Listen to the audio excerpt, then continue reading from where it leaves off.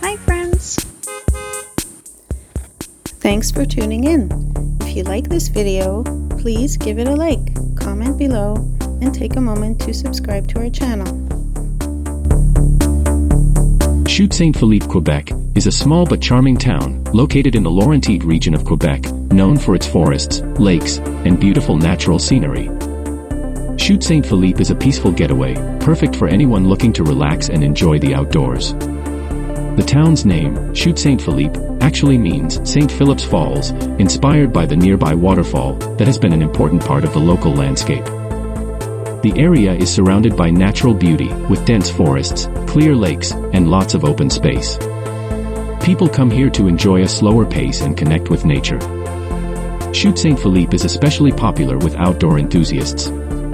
There are plenty of activities to do here, especially if you love the outdoors.